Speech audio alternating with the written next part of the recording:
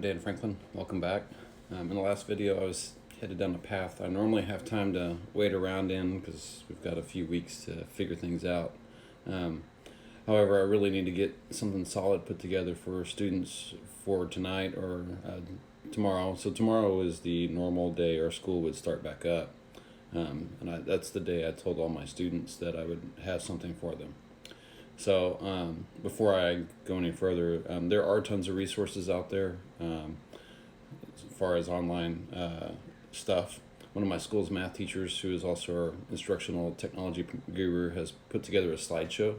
I've taken out some of our school specific information, but I've made a copy of that slideshow and made it available to you. So thanks to her for all her hard work.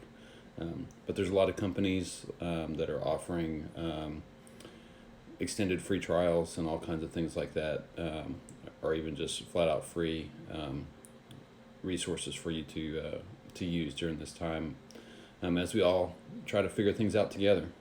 And I'll put that in the comments. So in this video, I'm going to jump right into specific planning for tomorrow. So first, it needs to be something that will encourage students to participate, because there'll be probably a handful that will check in, I'm guessing. I hope it's more, to see what's going on. But I anticipate there'll be quite a few that'll check in to see what's going on. So it should be simple, easy to access.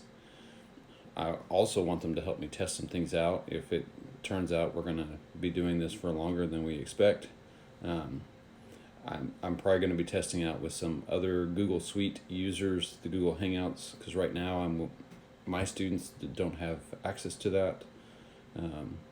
Our school is a G Suite school, but the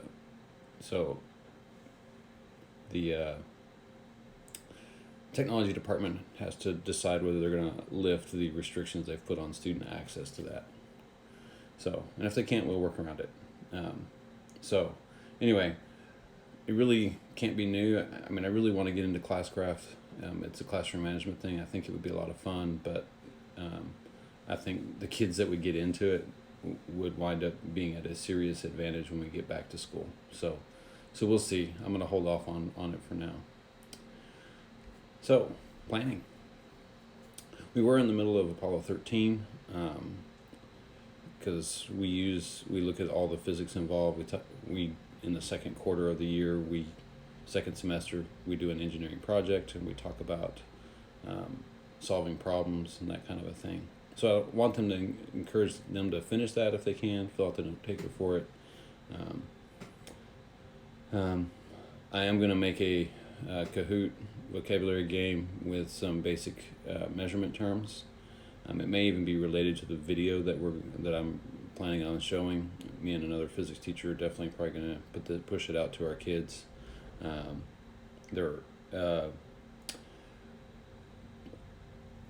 One of the ways to keep kids engaged is ask them to do stuff, and so I'm going to ask them to see if they can. I'm going to give them some vocabulary lists and say, hey, can you make a Kahoot for me and then share it with me? And we'll see what we get. And we may even make a game of it, who can come up with the best pictures, that kind of a thing.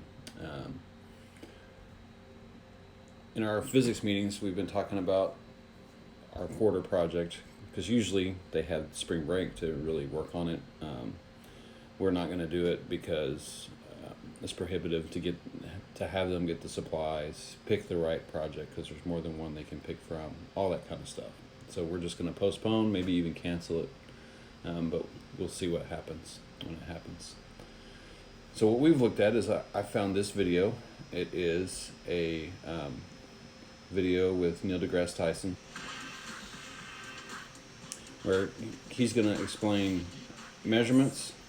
Okay, it's a really good video. Great conversation between these two gentlemen. So we're probably going to show that. In the video, he mentions the kilogram as one of the newer SI units that's changed, and so I'm probably going to play this from The Verge, where it talks about how the kilogram has changed. And then I will probably put some questions together on a note taker just to point out things that I want students to pay attention to. So the things I need to build are the Kahoot, the note taker, and I probably need to make a letter explaining things to parents and to students. So that's what I'm going to be doing. Last part that I'm wanting to do is consistency is key. So this is the first time kids will probably be checking in, so they're going to want to know what's coming next, which we don't know. So what I'm wanting to do is at least schedule a time where they know they can check in and find out information. So having it scheduled, hey, this is what I'm going to put something new out for you to look at, having that scheduled, but also being available to them. And it's just depending on what technology I get working for our class that fits within all the considerations we have at school with safety and all that kind of stuff. But I'm going to be available. I'm planning on every morning at 10 a.m. being available to students to reach out to me, and they can know that I'll be reasonably able to respond to them, and then maybe again at 4 p.m., something like that. I'm going to have to ask them and see what they want. But I'm thinking once in the morning, once in the afternoon, and then go from there. If I could schedule that, they know when they can check in, they can look, they can talk with me, that kind of a thing. I think that'll actually be more helpful than any specific content I come up with. So as far as content coming out, I'm planning on putting something out every day, maybe every other day. We'll see how it goes.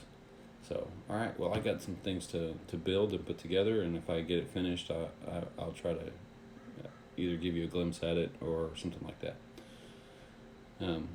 Please, if you need to get a hold of me, my email is in the links below. And thanks. Bye.